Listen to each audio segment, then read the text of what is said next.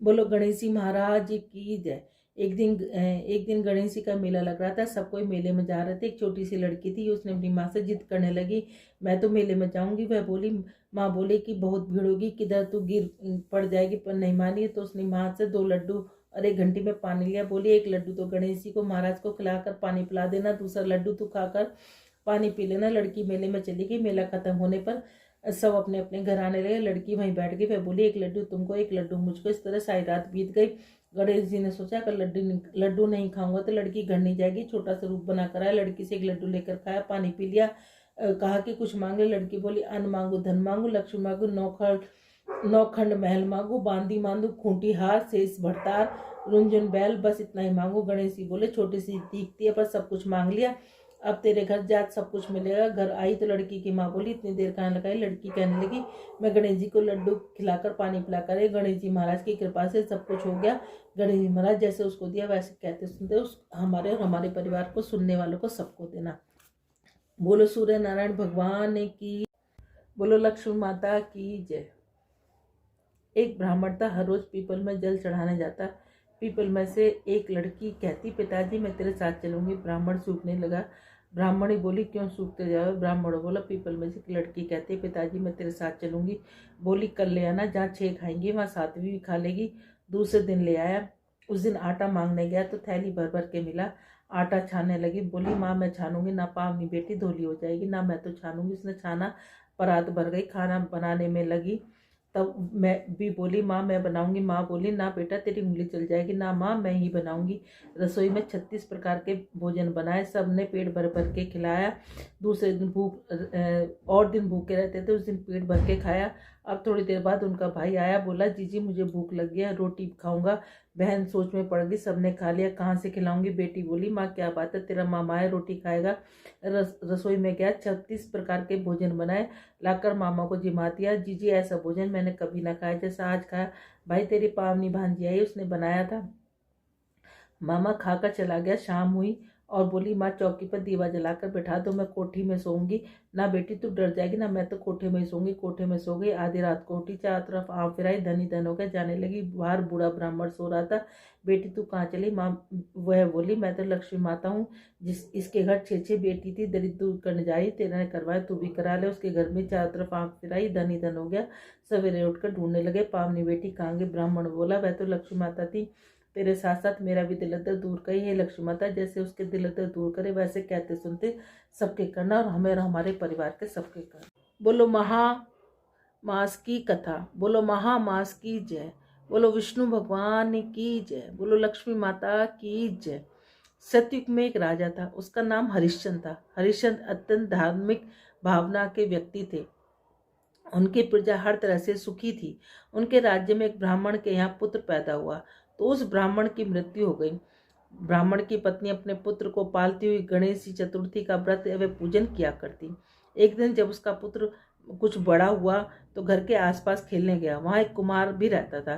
किसी ने कुम्हार से कहा कि यदि तू बालक की बलि अपने आवे में देगा तो तेरा आवा सदा जलता रहेगा, बर्तन पकते रहेंगे। अतः कुम्हार ने जब ब्राह्मण के बालक को गणेश की मूर्ति से खेलते देखा तो बालक को पकड़कर आवे के पास रख दिया और आग जला दी। जब ब्राह्मणी का बालक बहुत देर हो गया तो घर नहीं आया तो ब्राह्मणी बड़ी दुखी हुई। उसको रोज जीवन रक्षा के लिए गणेश जी की प्रार्थना करने लगी, विष्णु भगवान की प्रार्थना करने लगी। गणेश जी और विष्णु भगवान की कृपा से उसके पुत्र का कुछ भी नहीं बिगड़ा, बस थोड़ा सा जल भर गया। अपने अपराध बोध के कारण कुमार राजा हरिश्चंद्र के पास जाकर गया। उसने इस कृत्य के लिए क्षमा प्रार्थना की। राजा ने ब्राह्मणी से पूछने पर उसने बताया, गणेश जी की सकट चौथ और विष्णु भगवान के पूरे महीने के कारण मैंने जो काले तिल, सफ़ेद तिल, चावल और चीनी से पूजा विधान किया, उसी के कारण मेरे पुत्र के प्राण बचे हैं। तो उसने कुमार से कहा, यदि तुम इसकी तरह व्रत करोगे और इसकी तरह ही सारे धन पुण्य करोगे तो तुम्हारे भी सभी दुख दूर हो जाएंगे। सभी ने ऐसा ही करना शुरू कर दिया, जिससे उनके सब दुख दूर हो गए। इसीलिए महामास में तिल का दान, तिल का भोजन और तिल की कहानी का बड़ा महत्व है। इसलिए इसे बार बार तिल का दान के लिए कहा जाता है। इसी महीने में ही गणेश चतुर्थी का व्रत भी आता है, जो इस साल में 31 जनवरी का है। उसकी भी क्लिप में अलग से बना के गणेश चतुर्थी के व्रत की क्लिप भी बना दूंगी और कहानी भी उसके अंदर डाल दूंगी। उस व्रत का नाम है सकट चौथ, जो इस साल 31 जनवरी को पड़ेगी। एक बुढ़िया माई थी, तुलसा माता की पूजा क्या करती। कहती, तुलसा माता तू सुखदाता, मैं बिरला सींचू तेरा, तू कर निस्तारा मेरा। पाट दे पिटंबर दे, विश्वनाथ के घाट दे, चटके की चाल दे, पटके की मौत दे, कृष्ण जी का कंधा दे, वृंदावन का वास दे, मीठा मीठा ग्रास दे, वैकुंठ का वास दे, कार्तिक का महीना दे, एकादशी का दिन दे, कार्तिक माह बैसाख का महीना दे, एकादशी का दिन दे। आए कृष्ण जी भगवान, इतनी औरतें आती हैं तुम्हारे को लाड़ चाव करती हैं, पूजा पाठ करती है, कार्तिक माह बैसाख में तुम्हारी पूजा पाठ करती हैं, फिर भी तुम सूखती जा रही हो। कहने लगी, तुलसा मैया बोलने लगी कि मैं सब कुछ तो दे दूंगी, लेकिन तुम्हारा कंधा कहाँ से दूंगी। तो भगवान ने कहा कि कोई बात नहीं। उन्होंने एक घंटी दे दी कि इसे बजा देना, मैं चलाऊंगा। एक दिन उसने सोचा घंटी बजा के देखो तो सही, कहीं आते कि नहीं आते कृष्ण जी भगवान। उन्होंने घंटी बजाई, आए कृष्ण जी भगवान, क्या बात है कि कुछ नहीं, कि कुछ तो बात है कि ऐसे ऐसे वो तुम्हारा कंधा मांगती है। कहने लगे कि ठीक है। अब एक दिन बुढ़िया माई तुलसा माता ने घंटी बजाई, सोचने लगी देखो कृष्ण जी भगवान आते कि नहीं आते। उन्होंने घंटी बजाई, कृष्ण जी भगवान आ गए। कहने लगी, क्या बुढ़िया माई मर गई कि नहीं, मैं तो इसलिए आई हूँ कि तुम आते कि नहीं आते, मैंने घंटी इसलिए बजाई थी। एक दिन बुढ़िया माई सचमुच में मर गई, किसी के उठाए से न उठती। सब कहने लगे सवेरे उठ कर, जिन क्या पाप घाट की माला फेरती थी जो इतनी भारी होगी, किसी के उठाए से न उठती। आए कृष्ण जी भगवान, देखो तो सही दुनिया में क्या डंडोल है कि एक बुढ़िया माई मरी पड़ी है। वो कहने लगे मैं भी देख लूँ। सबने कहा इतने बड़े बड़े योद्धाओं से तो उठे नहीं, तुम जैसे बालक से क्या उठेगी। एक कहने लगा इसे भी अपने मन की करने दे। कहने लगी कि अच्छा। वो जाके कहने लगे, कृष्ण जी भगवान ने उसके कान में कहा, बुढ़िया माई मैं आ गया। कहने लगी ऐसे नहीं, मोर मुकुट पीताम्बर पहने, हाथ में मुरली बजाते, सबके सामने दर्शन दो। उन्होंने मोर मुकुट पीताम्बर पहने, हाथ में मुरली बजाते, सबके सामने दर्शन दिए। जैसे तुलसा मैया, कृष्ण जी भगवान तुमने उनको दर्शन दिए, वैसे कहते सुनते हमारे और हमारे परिवार को सबको देना। माता की जय। गंगा जमुना माई की जय। ठीक। एक बार गंगा जमुना किसान के खेत से जा रही थी, तो जमुना माई ने 12 दाने तोड़े। तो गंगा माई कहने लगी, तूने तो 12 दाने तोड़े, तो ये तो चोरी का पछावन लग गया। वो कहने लगी कि कैसे उतरेगा, तू सेठ के यहाँ 12 वर्ष नौकरी कर ले। उसने सेठ के यहाँ 12 वर्ष नौकरी कर ली। अब उसने सेठ से जाके कहा कि मैं तेरे घर 12 वर्ष नौकरी करूँगी, लेकिन बर्तन नहीं मांजूंगी, झाड़ू नहीं लगाऊंगी, दिया नहीं चासूंगी। उसने कहा बहुत काम करने वाली है, जरा जो काम दिल करे वो काम कर ले। और गंगा जमुना माई वहाँ रहकर काम करने लगी। 12 वर्ष बाद आया गंगा का नहान, गंगा का मेला लगा बड़ा। तो वहाँ जाके सेठ सेठानी गंगा नहाने जाने लगे। तो वो कहने लगे कि तुम भी चलो, कि नहीं, कि मैं नहीं जाऊँगी। कि उन्होंने कहा कि मेरा ये सोने का टका मेरी बहन गंगा को दे देना। अब किसान वहाँ जाके नहाए धोए और जाके उन्होंने आवाज़ लगाई, हे गंगा माई तेरी बहन जमुना ने सोने का टका दिया है, गोरी गोरी भैया हरी हरी चूड़ियाँ पहने, 2 हाथ निकले। उन्होंने कहा उसका कहना 12 वर्ष पूरे हो गए। उन्होंने जाकर कहा कि ये 12 वर्ष पूरे हो गए। तो कहने लगे कि ठीक है, कि ठीक है। अब उसने आके कहा, गंगा जी से आके सेठ सेठानी ने कहा कि तुम्हारे 12 वर्ष पूरे हो गए। वो सहज धारा भर के बह निकली। सेठ सेठानी बड़ा दुख मनाने लगे, औंधे पड़ गए कि हमसे तो बड़ा दोष लग गया हमें तो, क्योंकि हमने जमुना माई से काम कराया। अब गंगा माई ने पूछा कि तूने कुछ कह के आई है, धीरज बंधा के आई। न मैं उन्हें कुछ कह के आई, न धीरज बंधा के आई। जाओ उन्हें कह के आना, धीरज बंधाना, कहना तुम्हारा कोई दोष नहीं है, 7 जन्म 7 पीढ़ी तुम्हारे घर में अन्नपूर्णा लक्ष्मी सरस्वती का वास होगा।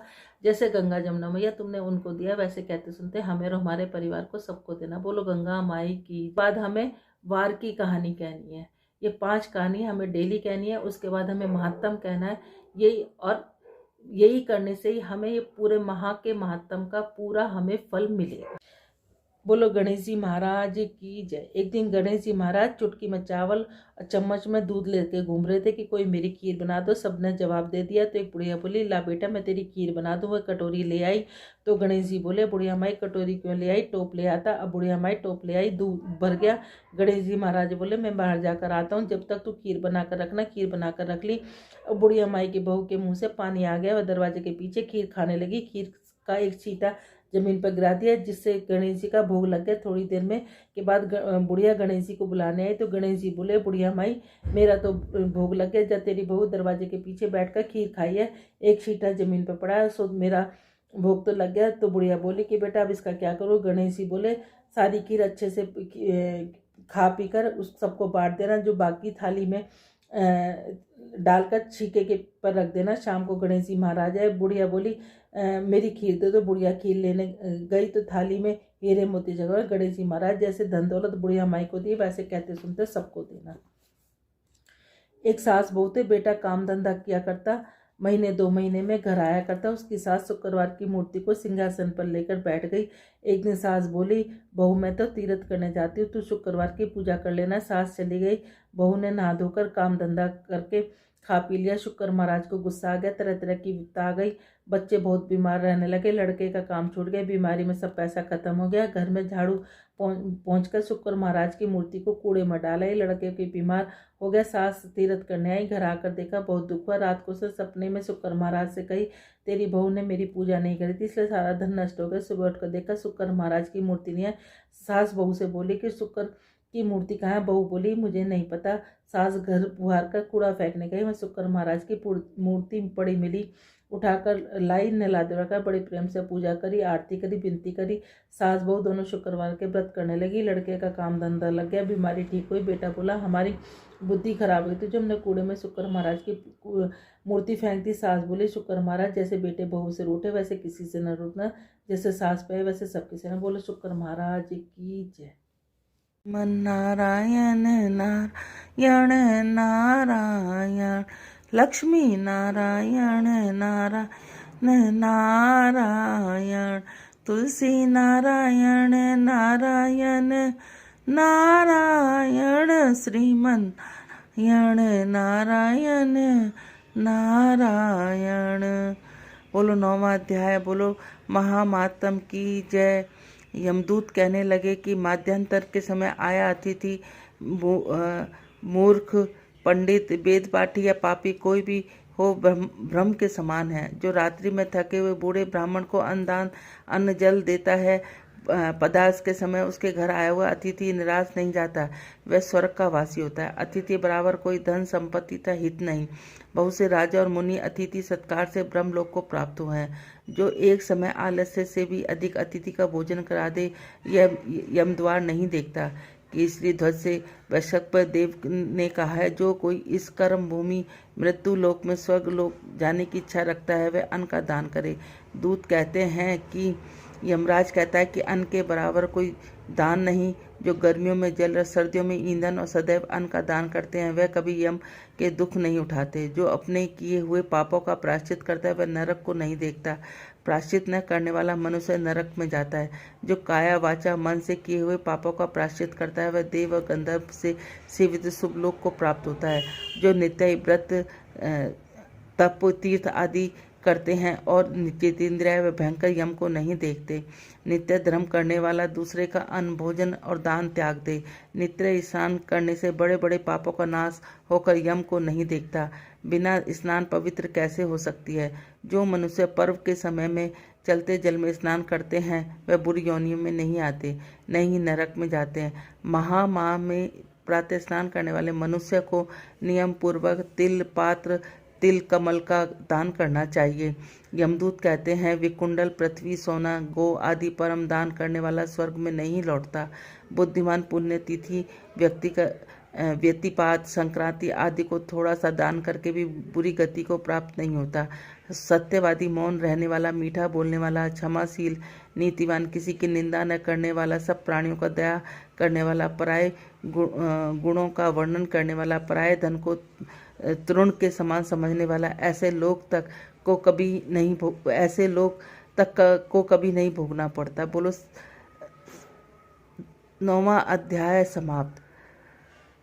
महामहात्म की जय। श्रीमन नारायण नारायण नारायण, लक्ष्मी नारायण नारायण नारायण, तुलसी नारायण नारायण नारायण, श्रीमन नारायण नारायण नारायण। यदि आपको मेरा चैनल अच्छा लगता है तो उसको सब्सक्राइब करें, बेल आइकॉन को दबाएं, नोटिफिकेशन में अपना सुझाव दें और लाइक करें, शेयर करें। बोलो राधे राधे। आपको हमारे वीडियोस अच्छे लगते हैं तो हमारी वीडियोस को लाइक करें और शेयर करें, हमारे चैनल को सब्सक्राइब करें और सब्सक्राइब के साथ जो बेल आइकन है उसको भी प्रेस करें ताकि आपके पास हमारी नई वीडियोस की नोटिफिकेशन आते रहें।